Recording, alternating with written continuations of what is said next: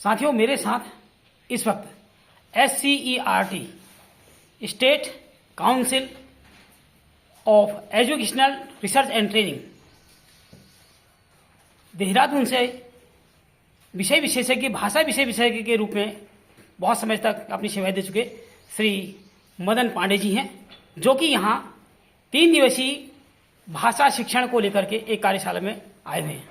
Sir, सबसे पहले आपका मेरे YouTube चैनल चंद्रखातीत गुरु जी में बहुत बहुत स्वागत है। धन्यवाद आपका। और साथ ही साथ मैं आपको धन्यवाद देता हूँ कि आपने अपने व्यस्त समय में से हमारे लिए ये 3 दिन निकालिए, और जिससे कि आने वाले जो पीढ़ी है, जो बच्चे हैं, उनका हिंदी पठन पाठन के प्रति एक अभिरुचि जाग सके।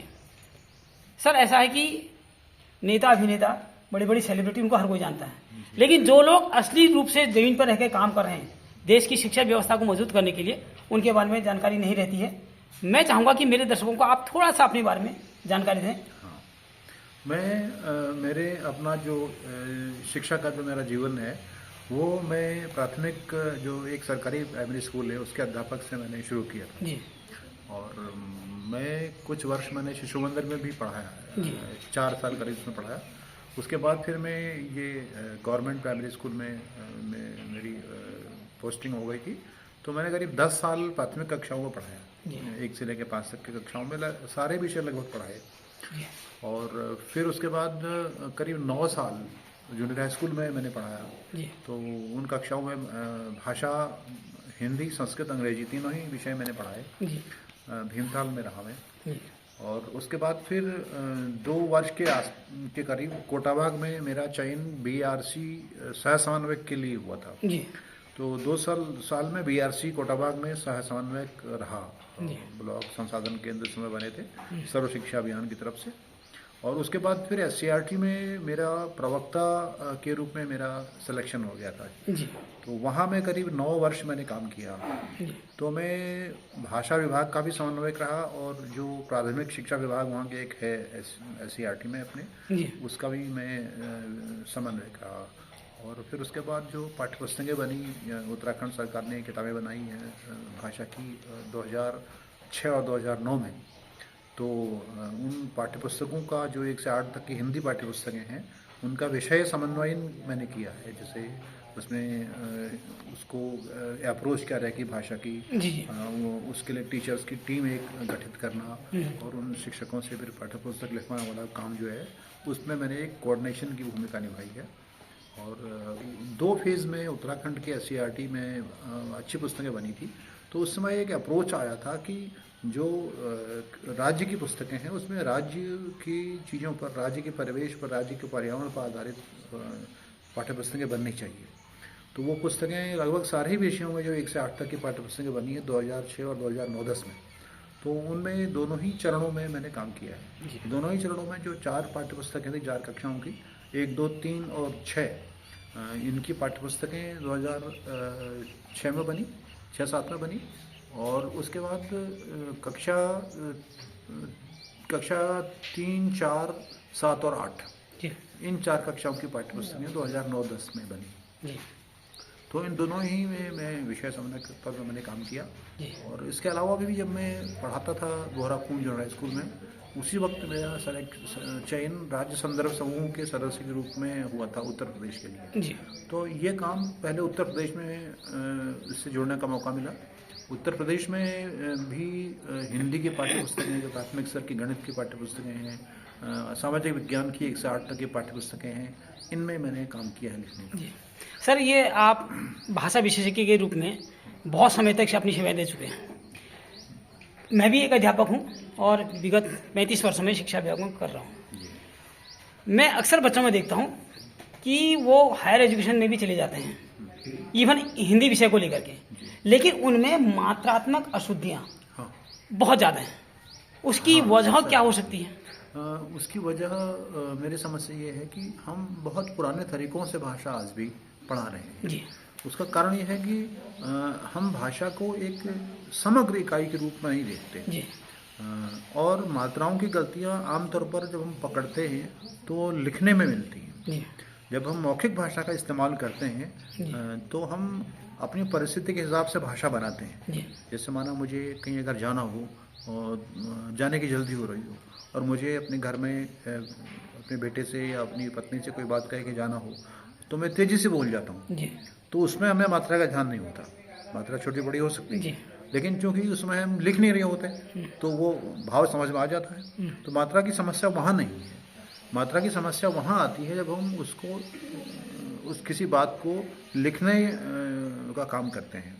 तो उसमें क्या होता है कि उसमें अशुद्धियाँ इसलिए होती हैं क्योंकि हमारे यहाँ भाषा को जब हम पढ़ाते हैं प्राथमिक से ही हमने भाषा को बहुत टुकड़ों में तोड़ दिया है। जी जैसे एक कुर्सी थोड़ी देर अलग होती है, हम भाषा को अर्थ से अलग हटा के पढ़ाते हैं। जैसे उदाहरण के तौर में कहूँगा, अशुद्धि के होने के डर से हमारे यहाँ पहले एक पुरानी परंपरा है, पारंपरिक जो विधि है, एक तो 12 खड़ी बच्चे को अलग अलग पढ़ाओ, फिर मात्रा अलग कर दो, अक्षर अलग कर दो, फिर अक्षरों को जोड़ के शब्द बनाओ, फिर शब्दों को जोड़ के वाक्य बनाओ। ये वाला जो अप्रोच है ये हमारे यहाँ भाषा सिखाने में एक तरह से ज़रा प्रचलन में है। तो इन अशुद्धियों को दूर करने के संबंध में एससीईआरटी में कोई काम चल रहा है? अशुद्धियों को दूर करने के तरीके निकाले गए हैं, बहुत से तरीके निकाले गए हैं। इसमें एडसिल एक बहुत पहले एमएचआरडी के अंदर में एक छोटा सा विंग था, छोटा सा यूनिट थी। एडसिल में एक रिसर्चर थी विपाशा अग्निहोत्री, उन्होंने इस पर काम किया है। इस पर एनसीईआरटी ने भी पूरे 1 साल में मथुरा प्रोजेक्ट चलाया था। एनसीईआरटी ने वो 1 साल का उनका भी काम है, उनकी भी रिसर्च है। तो उनका कहना है कि अशुद्धियाँ दूर करने का तरीका ये नहीं है कि हम बच्चों की अशुद्धियाँ लिखने में होंगी। जैसे कोई बच्चा जब चलना सीखता है तो वो कई बार गिरता है तब चलना सीखता है, और वो गिरना उसके चलना सीखने का हिस्सा होता है, उनसे वो सीखता है आगे और फिर उसका चलना और बेहतर होता है। जब हम साइकिल चलाना सीखते हैं तो कई बार हम गिरते हैं साइकिल से, तब साइकिल चलाने में हम लोग कुशल हो पाते हैं। तो भाषा ये कौशल है। अच्छा, आजकल मैं ये देख रहा हूँ कि बच्चों में लिखने पढ़ने की प्रवृत्ति थोड़ा कम हो गई है, खासकर जब से सोशल मीडिया है। और सोशल मीडिया में मैं एक चीज़ देख रहा हूँ कि एक नया एप्लीकेशन आ गया है कि आप बोल लीजिए वो ट्रांसलेट कर देगा। यानी कि कीपैड में जो बच्चा हल्का फुल्का लिख रहा था वो भी कम हो रहा है। हाँ, एक थोड़ी बात मेरी अधूरी छूट गई, जो आपने पहला सवाल था, मैं कुछ और कहना चाह रहा था कि अशुद्धियाँ दूर कैसे करें। उसके कुछ तरीके तो ये हैं कि हम बच्चे की एक एक अशुद्धि को चेक करें। एक तरीका उसका ये है कि हम बच्चों से एक दिन कुछ लिखा लें और कॉमन पूरी क्लासरूम कौन से शब्द गलत लिखती है, कौन से शब्द अशुद्ध लिखती है, उसको नोट कर लें। फिर हम उन शब्दों पर आधारित अभ्यास बनाएं, उन शब्दों पर आधारित कार्ड्स बनाएं, उन शब्दों पर कुछ देर बातचीत करें, उन शब्दों पर बच्चों को से वाक्य प्रयोग कराएं, तो उन शब्दों को व्यवहार में लाएं और उन शब्दों के मायने जितना बच्चे अच्छे तरह समझ लेंगे फिर उनकी अशुद्धियाँ उतनी कम हो जाएंगी। उन शब्दों पर वाक्य प्रयोग करें, बातें करें, है ना। तो एक एक अशुद्धि को अलग अलग करके ना देखें, पूरे शब्द में जिसमें गलती करते हैं उस शब्द को उठाएं और उस शब्द में जहाँ गलती हो रही है उस शब्द का बार बार अभ्यास कराएं, अलग अलग तरह से अभ्यास कराएं, तो उस शब्द को बच्चे ठीक से पहचानने लगेंगे, उसकी ध्वनि को पहचानने लगेंगे और उस शब्द के जो अक्षरों को ठीक से और मात्राओं को पहचानने लगेंगे। तो उसका एक तरीका। अच्छा, ये विभाग के द्वारा जो प्रशिक्षण चलाए जाते हैं, तमाम एनजीओज भी प्रशिक्षण चला रहे हैं और एक प्रशिक्षण यहाँ हुआ, इनमें आप कितना अंतर देखते हैं कि ज़्यादा बच्चों के नज़दीक प्रभावशाली कौन सा लगा? मुझे ये लगता है कि बहुत से विभागीय प्रशिक्षण अच्छे होते हैं। जैसे एनसीईआरटी जो कराती है प्रशिक्षण, उसके कुछ प्रशिक्षण बहुत अच्छे हैं। लेकिन प्रशिक्षण क्या होता है कि प्रशिक्षण के 4 तरीके हैं ओवरऑल जो आज तक भी हैं। एक तो लेक्चर मेथड है जो पुराना मेथड है, एक है ग्रुप डिस्कशन, छोटे ग्रुप में डिस्कशन में उनको कुछ मुद्दे दे देते हैं बातचीत बहस के लिए, तो वो ग्रुप में डिस्कशन करते हैं, फिर जो ग्रुप के निष्कर्ष होते हैं उनको बड़े ग्रुप में प्रेजेंट करते हैं।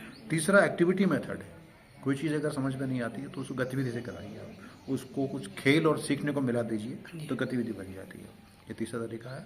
और एक ब्रेनस्टॉर्मिंग है, ये थोड़ा हायर लेवल की स्किल है, मतलब इसमें अगर कुछ कठिन चीज़ है और हमको बच्चों को ज़्यादा गहराई से सोचना सिखाना है तो ब्रेन स्टॉर्मिंग की एक्टिविटी कराई जाती है। उसमें कुछ कठिन चीज़ उनको दे दी जाती है, कुछ जैसे कोई कठिन स्क्रिप्ट, कोई कठिन पैरा दे दिया गया, कोई कठिन प्रश्न दे दिया गया, कुछ सवाल दे दिए गए, तो उन सवालों के उत्तर उसमें से निकालने होते हैं। ये ब्रेन स्टॉर्मिंग होती है। ये कुछ खिलौनों के साथ भी हो सकती है। ये अच्छा, अमूमन मैंने देखा कि जो प्रशिक्षण चलते हैं, विभागीय प्रशिक्षण होते हैं ना, उनमें अमूमन टीचरों को बुलाया जाता है, काम करना है बच्चों पर। मेरा अपना अनुभव है कि जब प्रशिक्षण के पश्चात टीचर क्लास में जाता है तो वो अपने पुराने ही अंदाज में आता है, वो प्रशिक्षण केवल प्रशिक्षण स्तर तक रह जाता है। तो वो कितने प्रभावशाली लगते हैं? इनको ज़्यादा कारगर बनाने के लिए क्या किया जा सकता है? इसमें सर ऐसा है कि एक प्रशिक्षण से बात नहीं बनती जी। है। हमारे शिक्षा में बहुत सारा पुरानापन बचा हुआ है जी और कुछ तरीके ऐसे होते हैं वो शिक्षक के लिए तो आसान होते हैं, जी जी लेकिन उसमें बच्चों के लिए सीखना मुश्किल होता है। जी और कुछ तरीकों में शिक्षक को प्लान करना होता जी। है शुरू में, खास तौर से तो कक्षा 1-2 में जब बच्चे खास तौर से हिंदी भाषा सीखते जी। हैं तो उसमें एक नया अप्रोच आया है। वो कहते हैं कि समग्र भाषा आप सिखाइए बच्चे को। जी। जैसा हम अपने घर में जिस ढंग से बच्चे बोलना सीख जाते हैं, कोई उनको अक्षर अक्षर जोड़ के बोलना नहीं सिखाता बच्चों को, लेकिन वो पूरी भाषा सीख जाते हैं। माना कोई कुमाऊनी हाँ परिवेश का बच्चा हो तो अपने घर में वो कोई कुमाऊनी का अक्षर अक्षर जोड़ के बोलना नहीं सिखाता उसको, जी। तो लेकिन पूरी कुमाऊनी के शब्द वाक्य अक्षर वो सब सीख जाता है जितने भी होते हैं। और वही चीज़ हिंदी में भी है। उसी तरह से बच्चा जैसे बोलना सीख जाता है वैसे ही वो लिखना पढ़ना भी सीख सकता है, पर उसमें थोड़ा सा हमको योजना बनाने की जरूरत है। हम उसको ऐसी छोटी छोटी कहानियाँ दें, छोटे छोटे उसके बच्चे का अनुभव सुने पहले स्कूल में, उससे ढेर सारी मौखिक बातचीत करें, और फिर जो भाषा उसको याद है, जैसे जो शब्द उसको याद हैं उन शब्दों से अगर पढ़ना सिखाते हैं तो वो बच्चा उन शब्दों से अपने आप को जोड़ लेता है, एसिमिलेट कर लेता है। और जैसे कि स्कूल में अगर हम ये करना शुरू करें कि उसके नाम से, उसके माता पिता के नाम से उनको बोर्ड पर लिख दें, दीवार पर लिखते हैं, उनसे पढ़ने का अभ्यास कराएं तो बच्चा फट से पहचान लेगा मेरे पिताजी का नाम कहाँ लिखा है, मेरे माताजी का नाम कहाँ लिखा है। वो पहले जगह पहचानेगा, पहले जगह पहचानेगा। जब बार बार अभ्यास करेगा तो फिर वो कुछ शब्द भी पहचान लेगा, और उन शब्दों को पहचानने लगेगा तो फिर वो शब्द पहचान उसने शुरू कर दी। फिर हम शब्दों को बढ़ा सकते हैं। जब 10 शब्द इस महीने सीखे, 10 शब्द से अगले महीने सीखे, तो उसकी, क्योंकि जो भाषा वो लेकर के आया है, अगर हम उससे पढ़ना सिखाते हैं तो पढ़ना बड़ा आसान होगा, क्योंकि वो भाषा उसको कंठस्थ है, उसके मन में वो बैठी है। तो ये जो पिछले 3 दिन का अनुभव है, हाँ आप क्या कहना चाहेंगे, कैसा लगा आपको? हाँ, ये मुझे तो ये इन बच्चों में एक तो ये सबसे नया तो ये रहा कि इसमें बहुत सारी कक्षाओं के बच्चे थे। जी जैसे इसमें कक्षा 3 से लेकर के कक्षा 9 में पढ़ने वाली बच्ची भी आ गई थी। जी तो 3 से 8 तक के बच्चों के अलग अलग स्तर होते हैं। जी तो मुझे करना ये था कि मैं कोई एक खास किताब से कुछ चीज़ नहीं करा सकता था, जी तो मुझे कुछ जनरल सी भाषा की चीज़ें करानी। तो मैंने इनको कुछ गतिविधियाँ कराई जी जो हर कक्षा में कराई जा सकती जी। हैं। जैसे मैंने इनको मौखिक शब्दों की अंताक्षरी कराई। जी तो जैसे 2 शब्दों की अंताक्षरी करिए पहले, जी। फिर 3 शब्दों की करिए, फिर 4 शब्दों की करिए। यानी अंताक्षरी भी कई तरह से हो सकती है, जी। मतलब 8-10 तरह की अंताक्षरी हो सकती है। जैसे फिर मैंने उनसे ये कहा कि आप ई की मात्रा वाले शब्द बोलिए कुछ, जी। उसमें ई की मात्रा कहने की जरूर आनी चाहिए। और फिर कोई ऐसा शब्द बोलिए जिसमें ए की मात्रा भी आए और आ की मात्रा भी आए। इस तरह से कुछ अंताक्षरी मैंने उनको कराई। तो बच्चे, फिर मैंने कहा आप किताब भी देख सकते हैं, कोई दिक्कत नहीं, जी। और वो शब्द बोलिए आप। तो बच्चे उन शब्दों को ढूंढ खोज में निकलते हैं फिर, और शब्द ढूंढ के लाते हैं फिर बोलते भी। जी। तो उनका पढ़ना और उनका सुनना बोलना जुड़ जाता है उसमें। और 4 स्किल भाषा की ही है, सुनना, बोलना, पढ़ना और लिखना। और बच्चों को सीखने की आज़ादी होनी चाहिए कक्षा में।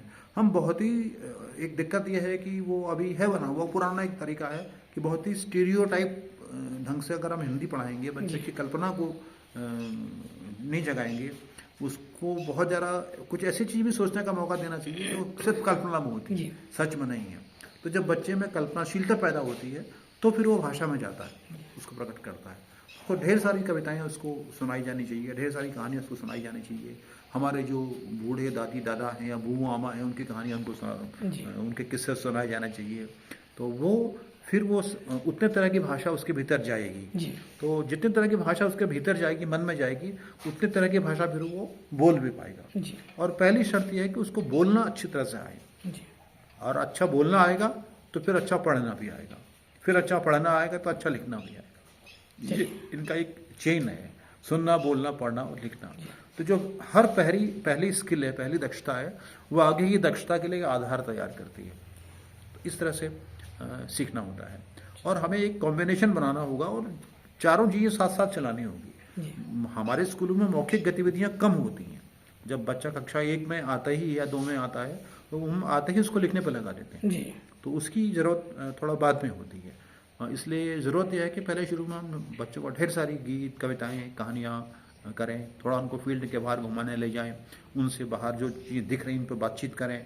और कुछ घर से अपनी यादें लेके आते हैं बच्चे, तो शिक्षक उन यादों से, उनके घर की चीज़ों पर बच्चों से बातचीत करें, तो बच्चे फिर शिक्षक से घुलेंगे मिलेंगे, और फिर जो बच्चे को जो अनुभव होंगे उनसे पूछें, और फिर उन्हीं अनुभवों को हम लोग दीवार पे लिख दें। बोर्ड ही पे लिखना ज़रूरी नहीं है, हम कितनी सारी दीवारों को बोर्ड बना सकते हैं, और हम भी उन पे लिखें और बच्चे भी लिखें।